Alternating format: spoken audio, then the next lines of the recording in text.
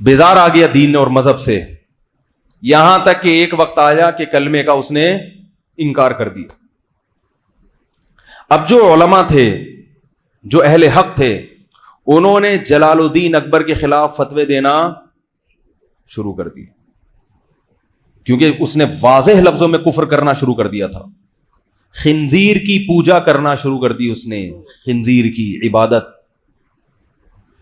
اتنا Broad minded تو ہمارے زمانے میں بھی خنزیر کی ختنے پر پابندی لگا دی. بہت سارے الٹے الٹے کام کہ آج روح کانپ جاتی ہے، ایسا ہو گیا تھا. تو جب اس نے کفر کرنا شروع کیا اور بالکل واضح، تو علماء نے اس کے خلاف، بولو بھائی، بغاوت ہو نہیں سکتی تھی، اتنا طاقتور تھا کہ ذرا سی اس کو بھنک پڑ جاتی، اس کے سر قلم. بہت پاورفل آدمی تھا. 48 سال جس نے حکومت کی ہو معمولی تو نہیں ہے نا،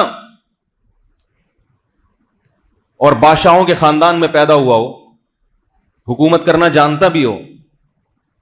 تو نتیجہ یہ نکلا کہ آہستہ آہستہ ہندوستان میں جو عدالتوں میں اسلام رائج تھا وہ بھی عدالتوں سے ختم ہونا، کیونکہ پہلے حکومت خراب ہوتی ہے، پھر لا چینج ہونا شروع ہو جاتا ہے.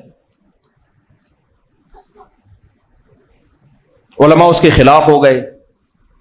کوئی عالم اگر اس کو سمجھانے کے لیے، بادشاہوں کو جب بھی سمجھایا جاتا ہے تو پہلے ان کی عزت اور تعظیم، بادشاہ کو سمجھانے کا وہ طریقہ نہیں ہوتا حکومت کو سمجھانے کا جو ایک ملازم کو سمجھانے کا ہوتا ہے.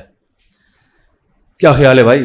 ملازم کو آپ ایک دفعہ بولے کہ بھائی انسان کا بچہ بن جا، تیرے کو میں نے کیا کر گیا تھا، اس پہ وہ اپنی بے عزتی محسوس نہیں کرے گا. بادشاہ کو اگر آپ بولے گے انسان کے بچے بن جاؤ، اس کے منہ پہ جب آپ ایسے بولو گے تو وہ آپ کو کچھ اور بنا دے گا. اس موقع پر مجدد الف ثانی کا مطلب دوسری 1000ویں صدی، 1000 سال ختم ہو چکا تھا اور دوسرا 1000واں ہجری کا. حدیث میں آتا ہے نا، اللہ تعالیٰ ہر صدی کے شروع میں کسی ایسے مجدد کو بھیجے گا تو دین کی تجدید کرے گا. یہ صحرا مجدد الف ثانی رحمۃ اللہ علیہ کے سر جاتا ہے، اور اتفاق سے وہ بھی حنفی تھے.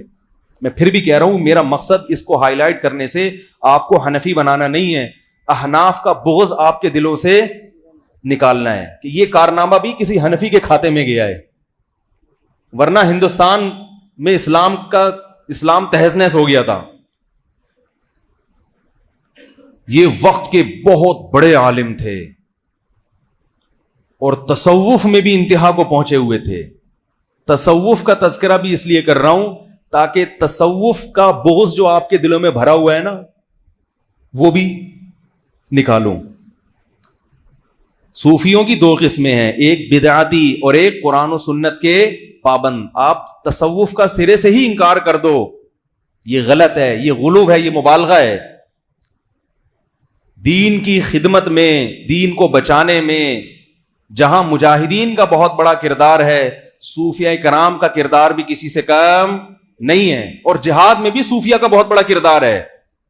اکثر بڑے بڑے جو اسلامی تاریخ میں ہیروز گزرے ہیں، وہ کسی بزرگ سے ان کا باقاعدہ اصلاحی تعلق تھا اور کسی کی صحبت میں رہ کے انہوں نے اللہ اللہ کرنا سیکھا تھا. جب تک اللہ کے عشق کی چنگاری بزرگوں کی صحبت میں رہ کے دل میں نہیں لگتی، اس وقت تک اتنے بڑے کارنامے انجام دینا انسان کے لیے بہت مشکل ہے. خشک علم جو ہے نا، خشک علم، یہ انسان سے کوئی بڑا کام نہیں کرواتا.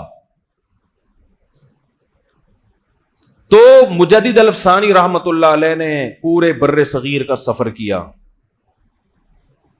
اور اس کا ارادہ کیا کہ اکبر بادشاہ کا قرب حاصل کر کے، محبت کے ساتھ اس کی تعظیم کر کے، بہت آرام سے، امن اور شانتی کے ساتھ اس کو رام کرنے کی، بولو بھائی، کوشش. اور یہ ظاہر اس کو پہلے ثابت کر دیا جائے اپنے عمل سے کہ نہ ہمیں حکومت کی لالچ اور نہ ہمیں پیسوں، نہ ہمیں کوئی مدرسے کا چندہ چاہیے آپ سے. آج کوئی کسی حاکم سے ملتا ہے نا، اس کو نماز سمجھانے کے لیے، زکوٰۃ، تو وہ سمجھ جاتا ہے کہ مقصد کیا ہے مدرسے کا. مدرسے کا چندہ لینا بھی کوئی بری بات نہیں ہے، لیکن ایسے موقع پہ